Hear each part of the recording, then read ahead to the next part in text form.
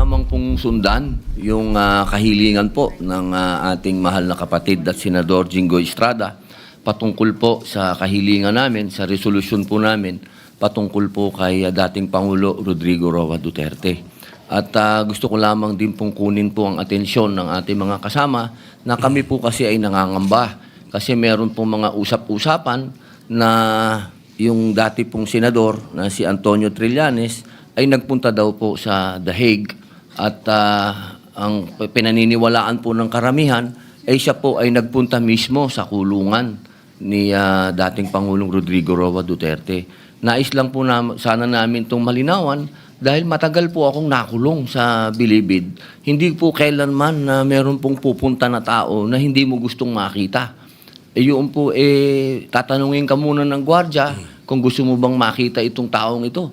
Yun lamang po, gusto lamang po naming malinawan kasi meron na pong matinding sakit si Tatay Digong.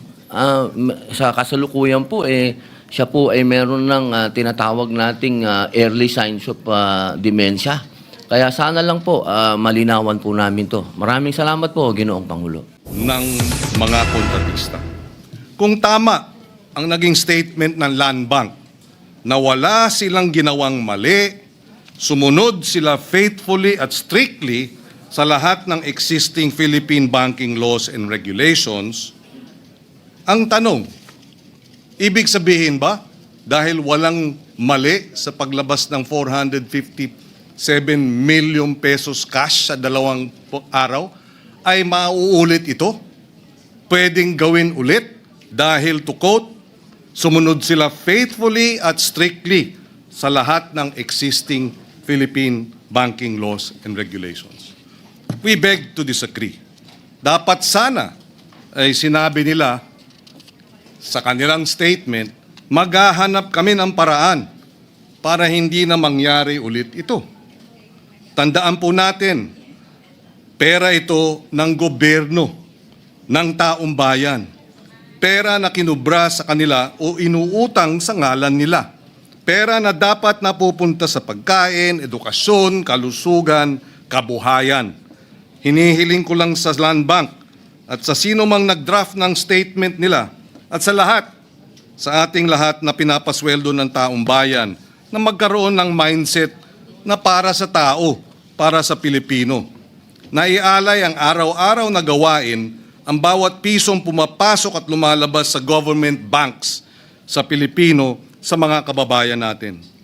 Sa gitna ng galit ng ating mga kababayan sa nangyari sa kanilang pondo, maano ba namang magsabi, we will find ways of doing things better. We will review our protocols to be able to flag possible dubious transactions, etc. Imbis na ipagmalaki na sinunod nila ang lahat ng batas, maano ba namang magsabi, given our expertise and 62 years of experience in handling government funds, we will help review the laws, particularly on anti-money laundering and especially if they involve government contractors. Your commitment to the highest standards, itong statement nila, to the highest standards of integrity, regulatory compliance, and public trust demands this. Otherwise, yung deklarasyon ay empty, ika nga. It is not enough to do bad. It is not enough to not do bad, rather, but we must not stand idly by while bad is happening or while bad is already being exposed to everyone. Pakiusap po ito, please Land Bank, let us do better for our people. Salamat, Mr. President, for this manifestation. Majority Leader.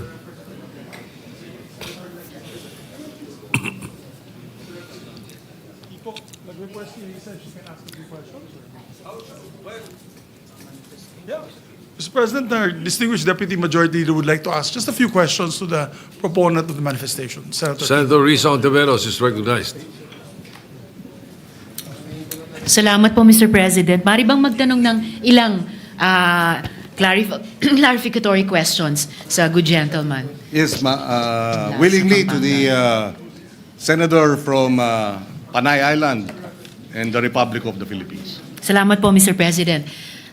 Kung talagang faithfully sinusunod ng Land Bank yung mga applicable banking laws sa isyung iniimbestiga natin sa Blue Ribbon Committee, ano sana dapat ang kanilang ginawa, Mr. President? Well, under the AMLA law, they are mandated to report suspicious transactions, number one. I understand they probably did it. But here comes now AMLA. What did they do with the suspicious transaction report? Kung ito ay galing sa DPWH, hindi ba dapat sana ay tinawagan nila ang Land Bank at alamin ang detalye?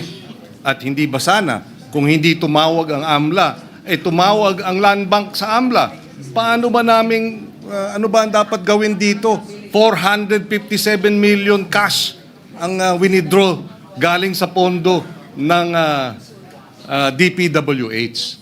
So may mga paraan na pwedeng kumilos, at kung nakita ng AMLA, my understanding is that if the suspicious transactions coming from public works accounts revealed that there could be or may be a predicate crime of graft and corruption, and therefore this is money being laundered or money being squandered, bakit hindi nagsampa ng kaso, for example?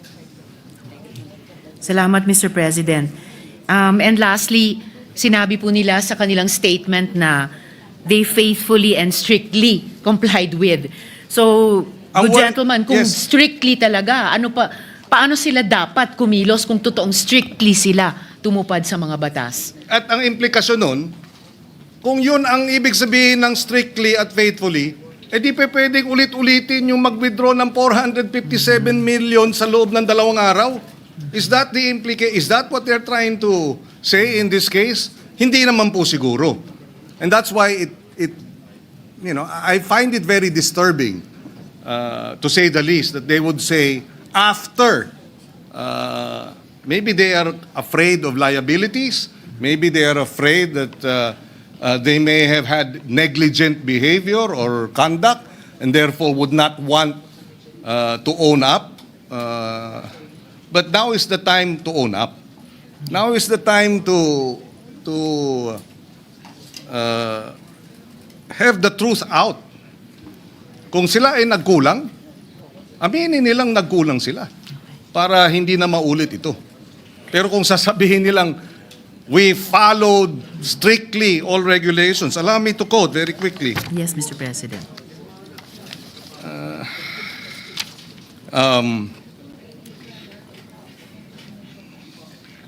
These funds are legitimate government allocations, not private or unverified sources. Land Bank or any other financial institution has no legal authority to block or question duly appropriated government disbursements. This is all very legalese. And if we're going to use, legalese language in order to gloss over the fact that no matter how you look at it, 2 days, cash transactions, 457 million pesos. How can that in any way be unsuspicious or regular? And I take note, Mr. President, galing pa sa isang abogado na pinapaalalahanan tayong lahat, huwag tayong palimita sa legalese lamang. So huling-huli, Mr. President, so may nakikita na po ba ang good gentleman na mga applicable laws na bukod sa, of course, kabuang committee report sa Blue Ribbon, pero particular dito sa statement ng Land Bank, applicable laws na malamang kailangang amyendahan para talagang mabigyang daan ang faithful at strict compliance ng ating mga government banks sa ganitong mga usapin?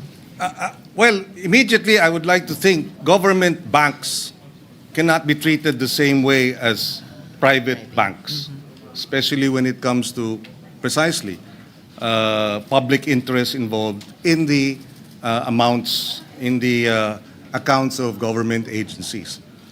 So there has to be a different set of rules and regulations covering government banks such as the Land Bank of the Philippines or the DBP. Now, as to the specifics as to what these provisions of law, amending the AMLA perhaps, is concerned, we can look into that. But clearly, we cannot allow government banking institutions to have the same set of rules and regulations as we would have private banking entities and corporations. Maraming salamat, good gentleman at Mr. President. Totoong dapat ang mga government entities ay higit pa na accountable.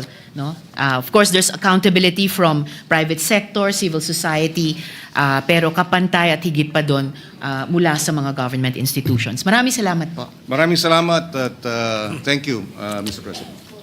Thank you, Majority Leader. Yes, our distinguished colleague, Senator Raffy Tulfo, would like to be recognized. Raffy Tulfo, the Senator Raffy Tulfo is recognized. Thank you, Mr. President. Would the good senator from Pampanga allow me to Quezon ask City. one question?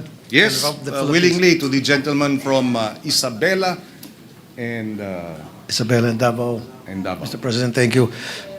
Just one question, Mr. President. According to report, most land banks parati raw pong kinukulang ng cash dahil malakas ang palabas na cash flow. And sabi ng mga kakilala ko, at marami sa atin nakakaalam nito, to avoid having to request from BSP cash supply, they tap other nearby banks for cash supply assistance. What regulatory measures ang meron ang BSP para hindi na sila malusutan? Aware po kayo dito, Mr. President? Itong nangyari na palaging nagkukulang ng cash. Narinig ko rin yan. Narinig ko rin yan. If I'm not mistaken, just recently, the Bangko Sentral issued a memorandum circular na ipinagbabawal na ang cash releases if it's more than 500,000 pesos, dapat check na ata, no? And they did that after the first or the hearing or the second or the third hearing of the Blue Ribbon Committee. Pwede naman pala. Kaya naman palang gawin mag-issue ng ganong klaseng circular para mahigpitan pa itong pag-release ng cash transactions ng government banks. Hindi kaya, Mr. President, kaya kinukulang ng cash ang mga land bank dahil dito po nag-withdraw yung karamihan ng mga contractor,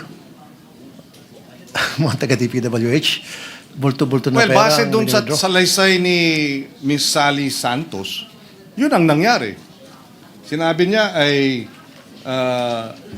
idineposito sa kanyang account ng DPWH at ang utos ay i-withdraw at dalhin sa district engineer.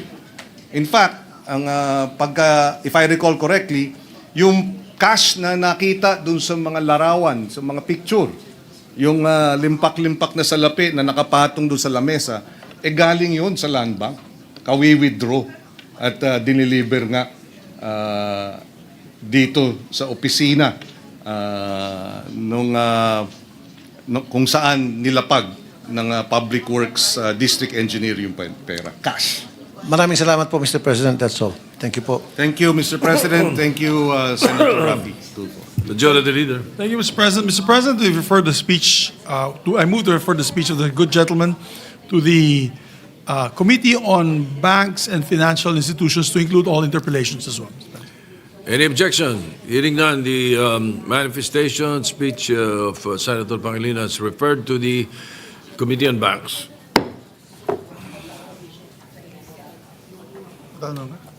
We recognize, Mr. President, Senator Jinggoy Estrada. Senator Jingo Estrada is recognized. Thank you, Mr. President. Mr. President, just an inquiry, Mr. President. I was tasked by my fellow minority senators. Since last week, during our last session, if my memory serves me right, last Wednesday, we discussed the twin resolutions. Resolution filed by Senator Alan Peter Cayetano and the other resolution filed by three senators, De La Rosa, Padilla, and Bongo, regarding the sense of the Senate with regard to the house arrest of former President Rodrigo Duterte. And we agreed during the last week's hearing that it will be discussed during the All Senators Caucus, which happened yesterday. May I know the status of the twin resolutions, Mr. President? Mr. President, with the information, for the information of the body, we did have an all-member caucus, but the minority was not there. Only Senator Padilla was Robin there. Padilla. But it's not their fault, Mr. President. Dumating po si Vice President Sara Duterte, so they were, of course, accommodating and hosting Madam Vice President sa office nila. But so the status was we were not able to discuss it lengthily and fully because of, we didn't have the sponsors of these measures in the all-members caucus yesterday. Pero nandito po tayo. For the record, nandito po tayo naghihintay sa lounge. So if the good gentleman would want, maybe after this we can suspend after the three resolutions and discuss it. We are more than willing to Lengthy discuss again. it, Mr. President. Okay. So yun na lang po, Mr. President. We can discuss it later on after the business of the day. Yes, Thank you, Mr. President. if the body so desires, we can conduct a caucus after the business at hand. Thank you, Mr. President. Mr. President, we have three items of the day. We have two resolutions, simple resolutions, and one ratification that hopefully we can approve on second reading. But for the two resolutions, we have an additional reference of business. So I move for the additional reference of business, Mr. President, so we can take up the resolutions. The additional, is it contained in the additional reference of business? Majority Leader. Yes, sir. You need 16 votes for that particular. Bukas pa po yung ratification second reading? for the second reading lang po. Okay. yeah. Okay. But I Only believe for second reading. the gentleman from Nueva Ecija, Camarines Norte, and Mindanao would like to be recognized. Senator Robin Padilla is recognized. Maraming salamat po, Ginoong Pangulo, at sa ating pinunong mayorya. Gusto ko lamang pong sundan yung kahilingan po ng ating mahal na kapatid at Senador Jinggoy Estrada patungkol po sa kahilingan namin, sa resolusyon po namin patungkol po kay dating Pangulo Rodrigo Roa Duterte. At gusto ko lamang din pong kunin po ang atensyon ng ating mga kasama na kami po kasi ay nangangamba kasi meron pong mga usap-usapan na yung dati pong senador na si Antonio Trillanes ay nagpunta daw po sa The Hague at ang pinaniniwalaan po ng karamihan ay siya po ay nagpunta mismo sa kulungan ni dating Pangulong Rodrigo Roa Duterte. Nais lang po sana namin itong malinawan dahil matagal po akong nakulong sa Bilibid. Hindi po kailanman na meron pong pupunta na tao na hindi mo gustong makita.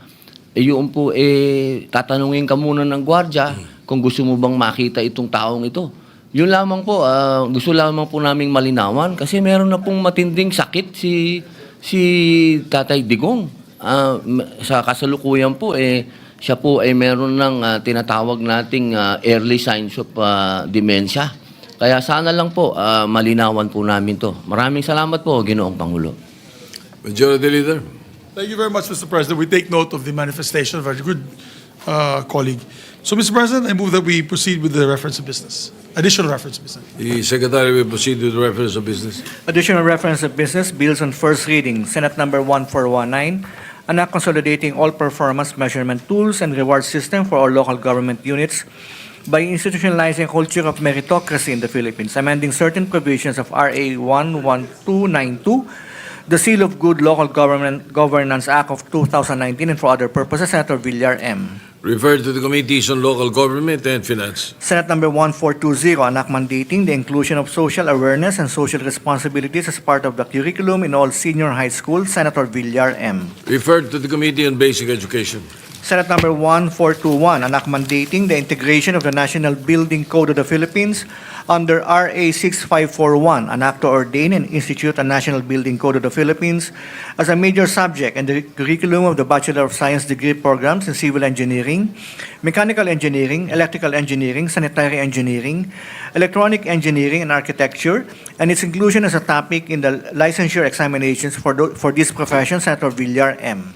To the Committees on Higher Education and Civil Service. Senate Number 1422, an act promoting integrated urban agriculture in urban areas nationwide to address food security and appropriating funds therefore, Senator Villar M. To the Committees on Agriculture and Finance. Senate Number 1423, an act establishing nursing homes for senior citizens at the provincial and city levels, providing for funding, setting standards, ensuring personnel training, promoting community participation, and for other purposes, Senator Ontiveros. To the Committees on Social Justice, Local Government, and Finance. Senate Number 1424, an act integrating the study of West Philippine Sea in the curricula of all public and private basic educational institutions, Senator Estrada. To the Committees on Basic Education and Finance. Senate Number 1426, an act establishing the Philippine Professional Standards and Quality Assurance System, Senator Legarda. To the Committees on Higher Education and Civil Service. Senate Number 1427, an act strengthening the Commission on Higher Education, repealing for the purpose RA 7722, the Higher Education Act of 1994, Senator Legarda. To the Committees on Higher Education, Ways and Means, and Finance. Resolutions, proposed Senate Resolution 138, congratulating and commending Filipino-American singer Jessica Sanchez for winning America's Got Talent Season 20, the first contestant of Filipino descent to win the competition, Senator Estrada. To the Committee on Rules.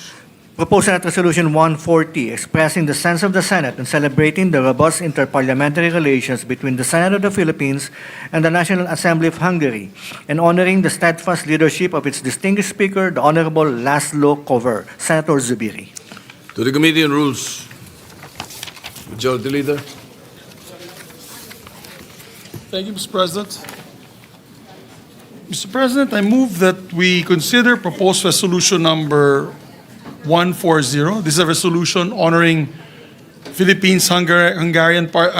Hungary parliamentary ties and Speaker Laszlo Cover. I so move, Mr. President.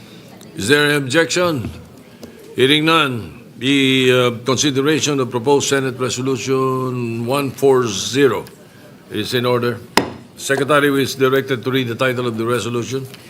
Resolution expressing the sense of the Senate in celebrating the robust interparliamentary relations between the Senate of the Philippines and the National Assembly of Hungary, and honoring the steadfast leadership of its distinguished Speaker, the Honorable Laszlo Cover. Mr. President, may I be recognized to sponsor the measure, Mr. President? You may do so. You proceed, Majority Leader. Thank you very much, Mr. President. Siguro kasama ko po dito sa ating Senado ay nagtataka bakit po natin in-honor ang ating samahan at pagkakaibigan ng Hungary and the Hungarian Parliament is also because we're going to receive the Hungarian Speaker, which is the number 3. I think he's your co-equal, Mr. President. They only have a single parliament in Hungary, but he's also third in rank and line of succession in Hungary, and he'll be visiting us, I believe, on October 15. So that's why we are hopefully be able to pass this resolution and be giving it to him. And as a fact, Mr. President, Hungary has always been a good friend of the Philippines, particularly since our establishment of diplomatic relations 52 years ago. Since then, Hungary has championed us in matters regarding the European Union. As a matter of fact, when we pushed for our status as priority beneficiary of the General Scheme of Preferences, or GSP, and our ongoing negotiations for free trade agreement, it is Hungary that's in the forefront of pushing for these two measures to be approved by the European Union Parliament. Hungary has also been constant in her support for our country's fair share in the global landscape, such as our maritime rights under the international law, as well as our bid for membership with the United Nations Security Council and the United Nations Commission on International Trade. The close friendship between our two countries is perhaps best exemplified through our ties with the Parliament's Hungary-Philippines Friendship Group, headed by their Deputy Speaker, who's a dear friend of mine, Mr. President, István Jakab. And He's the president. I happen to be the counterpart. I happen to be the president of the Philippine-Hungary Friendship Group. When we visited last October 2023, they graciously welcomed our delegation in 2023 as well as 2020, as early as 2029, of which time we were hosted by this previous one by the national speaker himself, Laszlo Kover, along with Deputy Speaker Jacob. In turn, we've had the honor of welcoming friends from the Hungarian National Assembly in November 2021, led by Deputy Speaker Jacob, and in January of this year, led by Committee on Foreign Affairs Chairperson Zolt Nemeth. And again, this October, as Speaker Kover leads an official visit to the Philippines. These exchanges have been wonderfully productive and have yielded stronger partnerships in agriculture, education, healthcare, and disaster management.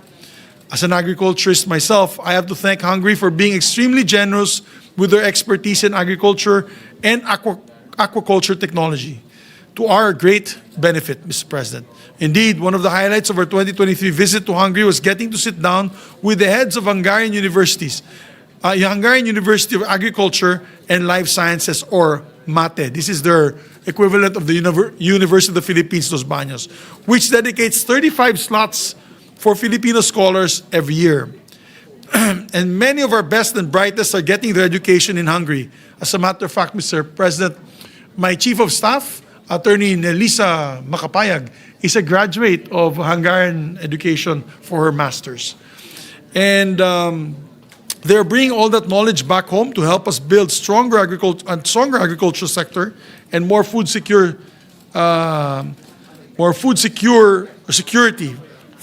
for the future of our Filipinos. To top that, during our meeting with the Hungarian cabinet officials in 2023, we learned that they have allotted 20,000 jobs to Filipino workers in their agricultural and IT industries. Let me repeat that, Mr. President. Hungary allotted 20,000 Filipino jobs in their agricultural and IT industries. They love the Filipinos in Hungary because Hungary happens to be also a very Catholic country. Many people don't know that, they're quite religious. They believe in family values. Kaya pagpunta po ng ating mga kababayan dun sa Hungary, fit na fit po sila sa sistema at sa kultura ng mga Hungarians. So that's why they love the Filipinos. We're the only country that they've given that large of allotment of workers. Hungary has truly given us their full support from education to employment. And I have every faith that the upcoming visit of the delegation led by Speaker Kover will further strengthen the ties between our two countries, built upon 52 years of friendship and building towards an even more robust future of bilateral cooperation. To celebrate this friendship, we'll be presenting the Senate resolution to Speaker Kover during his parliamentary visit here in the Senate on October 15. In line with this, I would like to invite all our colleagues to a luncheon reception on the same day for the entire Hungarian delegation. So once again, Mr. President, maraming salamat. Thank you. Majority Leader, are there any interpellation? There are no interpellations, Mr. President, just a quick amendment to the resolution. Therefore, I will entertain a motion to Yeah, we open could the close period the of period amendments. to close the period of interpellation, Mr. President. So, Period of interpellation is closed. The period of amendments open. Yes, You are Mr. recognized. Mr. President, just on the second whereas clause to delete, and I quote, end the United Nations Commission on International Trade. Close quote. I so move, Mr. President. Any objection? Hearing none, amended is approved. There being no other amendments, move to close the period of amendments. Any objection? Hearing none, period of amendments closed. Mr. President, with that, I move to adopt Senate Resolution number 140, subject to style. I so move, Mr. President. Any objection? Hearing none. PS Resolution 140 is hereby approved. May I request that all Adopted. members be made co-sponsor, Mr. President? Hearing no objection, therefore we are making all the members present as co-authors or co-sponsors. Co-authors of the measure. And we have another resolution, Mr. President. Nico, you ready for Mr. Vinzons? Yes, sir. Mr. President, I move that we consider proposed Senate Resolution number 128. This is the resolution commemorating the 115th birthday anniversary of Wenceslao Vinzons. I so move, Mr. President. Any objection? Hearing none, consideration of PS 128 is approved. Majority Leader. I will ask the Secretary, Mr. President, to read. Secretary- I move that we consider proposed Senate resolution and ask the Secretary to read the Yes, measure. the Secretary will read the measure, will read the title of the measure. Resolution commemorating the 115th birth anniversary of Wenceslao Q. Vinzons and honoring him as the perpetual symbol of hope and youthful leadership in the struggle against poverty, inequality, and corruption. Every time we approve this, every time we call on the resolution and we ask the Secretary to read the title of the measure, it is inherent in that the content of the resolution is hereby adopted, inserted into the records of the Senate. Yes, All right, that's Majority correct. Leader. Thank you, Mr. President. Mr. President, I move that we recognize our distinguished colleague from Pampanga, Quezon City, and Cavite, no other than Senator Francis Kiko Pangilinan, to sponsor the measure. Senator Francis Pangilinan is recognized. Thank you, Mr. President. Thank you, Majority Leader, distinguished colleagues. I rise to sponsor Senate Resolution number 128 to commemorate the 115th birth anniversary of Wenceslao Vinzons.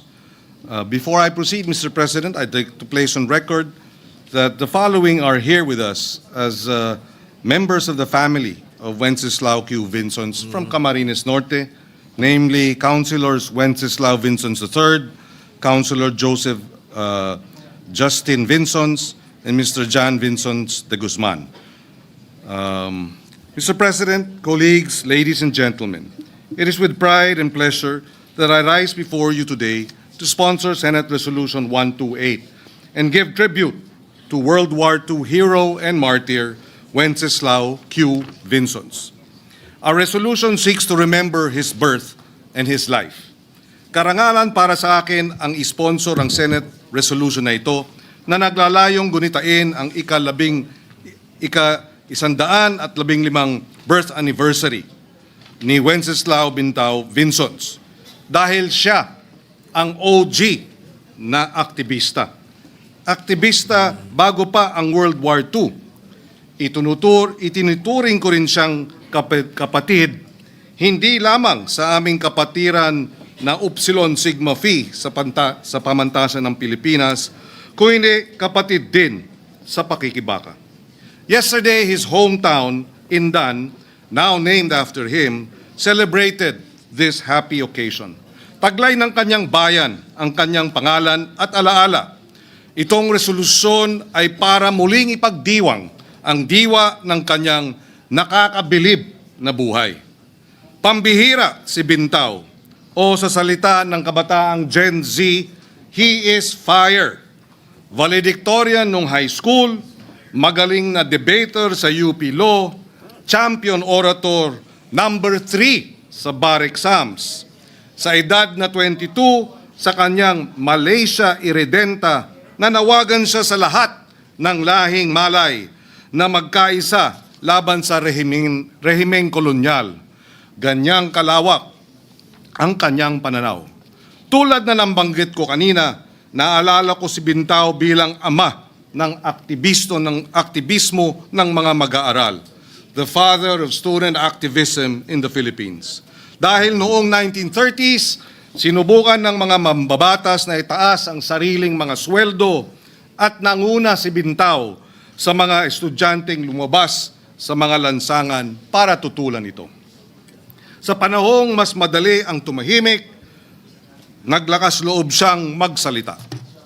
Sa mga protesta nitong nakarang mga araw tungkol sa flood control scam, parang boses din ni Bintao ang isinisigaw ng mga nagpoprotesta. Hindi pwedeng manahimik, pakikipagsabwatan ang pananahimik. Sa salita ni Bintao noong kinukumbinsi siya ng asawa niya na wag nang labanan